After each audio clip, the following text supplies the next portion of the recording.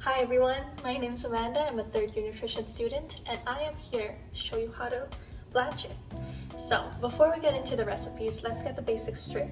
Blanching is a cooking technique that only partially cooks the food, used most commonly with vegetables. There are actually a variety of different blanching methods such as water, gas, steam, and microwave blanching, though today we'll only be touching on water blanching, which is one you might have seen before. So why do we blanch? Blanching actually has a lot of different purposes, from making things easier to cook in their later processing stages to increasing shelf life during frozen storage. It also improves the texture, appearance, cleanliness, and microbial safety of the food. So, to everyone who's feeling uninspired to cook veggies, keep watching, because today I'll be showing you 2 recipes that utilize blanching: gado-gado and restaurant-style bok choy with fried garlic and oyster sauce. For our first recipe of the day, we are making gado-gado, which is an Indonesian salad that literally translates to mix. Where salads are usually served raw, gado-gado is mainly made of blanched vegetables. Growing up in Indonesia, I used to eat this as any meal of the day, even as breakfast or like a mid-afternoon snack. To each their own, I guess. It's a balanced meal. You get protein from eggs and tofu, carbohydrates from vegetables and potatoes, and obviously a good amount of vegetable intake. Canada's food guide recommends half of your plate to be fruits and vegetables, so you'll be quite set here. Before we get cooking though, let's make sure we have proper hygiene. Wash your hands for at least 20 seconds, making sure to get the nails, spaces between your fingers, backs of the hands, and your wrists. And if you have long hair, tie it up so we don't get any surprise trees later. For the salad, you will need 1 bunch of spinach, 2 cups of bean sprouts, 2 cups of green beans, 1 large cucumber, 4 cups of lettuce, 1 large potato, half a block of firm tofu, 3 eggs, and 1 tablespoon of olive oil. For the peanut sauce, you will need 2 tablespoons of sweet soy sauce, or kecap manis in Indonesian. A substitute for this would be dark soy sauce and brown sugar. 3 tablespoons of peanut butter, ideally the natural kind with no added salt or sugar. And for some spice, some chili garlic sauce to taste. To start, wash vegetables thoroughly under clean water. Wrap tofu using paper towels to remove excess water. To prevent your cutting board from sliding around, place a wet cloth underneath. Slice lettuce into thin strips, chop green beans into bite-sized pieces, dice cucumber, and potato. Boil 2 pots of water. In one pot, add the potatoes and boil until cooked through. In another pot, add the spinach to boiling water for 30 seconds, just until the stems are wilted. Keep the water on the boil. Then, strain any excess water. Repeat with bean sprouts for 2 minutes, reusing the boiling water. The choice of vegetables can also be up to you. Some other commonly used ones are spinach, carrots, and morning glory. Repeat with green beans for 2 minutes.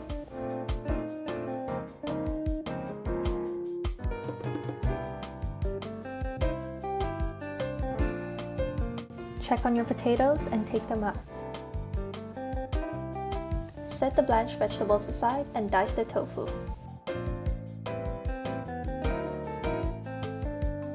Boil another pot of water for the eggs.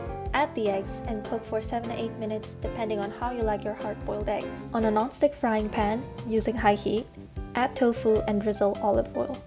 Toss to cover the tofu. Let each side fry until golden brown. Add salt if you'd like. Here's a tip. Only move the tofu around once in a while to just let it cook. Tofu is also often paired with tempeh, which is a generally popular pairing in Indonesian cuisine. Make the sauce by adding the ingredients and thinning the sauce with water as needed. I used about 1 cup of water to achieve the consistency that I wanted, which is thin, but still able to make a line like so. This peanut sauce recipe is simplified and not exactly how it's usually made in Indonesia or in other recipes that I've seen, but it's simple, delicious, and gets the job done. And if you're anything like me, this is only enough for 1 serving. If you're serving it for other people, use a 2-spoon testing method to make sure the taste is right. Assemble with blanched vegetables, fresh cucumbers and lettuce, hard-boiled eggs, fried tofu, and peanut dressing. The mix of textures from a variety of vegetables gives a great eating experience. They also provide fiber in your diet, which is important for health because, for example, an adequate amount of it is correlated with lower blood pressure. Okay, the next recipe is simpler, I promise. This style of vegetable dish is popular in Chinese and Cantonese homes and restaurants. A reminder to keep your countertops clean by wiping it down using the S method. For the next recipe, you will need 6 baby bok choys, or you can use any greens of your choice here. Make sure to pick fresh ones so we have that extra crunch. 1 tablespoon of oyster sauce, around 1.5 teaspoons of cooking oil, half teaspoon of sugar, 2 dashes of white pepper, and 2 cloves of garlic. As usual, make sure you clean your vegetables thoroughly. In a pot, bring water to a boil and add 2 drops of oil to the water. Finally, mince your garlic and make garlic oil by heating oil in a pan and stir-frying chopped garlic until light brown. Immediately transfer to a bowl and set aside. Blanch the vegetables for 30 seconds or until slightly wilted. Transfer and arrange on a plate. In the same pan used for garlic oil, heat up cooking oil, add oyster sauce, water, sugar, and white pepper, stir and blend well. Pour sauce over the blanched vegetables and top with garlic oil. This one was much quicker compared to gado-gado, but still delicious. It's also great for when you're tired of stir-frying veggies over and over again like I sometimes am. So it's a great variation in your menu. This isn't a complete meal by itself though, so be sure to serve it over some protein and some rice if you're going the classic Chinese cuisine route. A majority of adults don't consume enough vegetables, even though adequate vegetable intake is important for your health and your body. How so? Well, vegetables provide nutrients such as vitamins and minerals, as well as fiber, and your body needs them.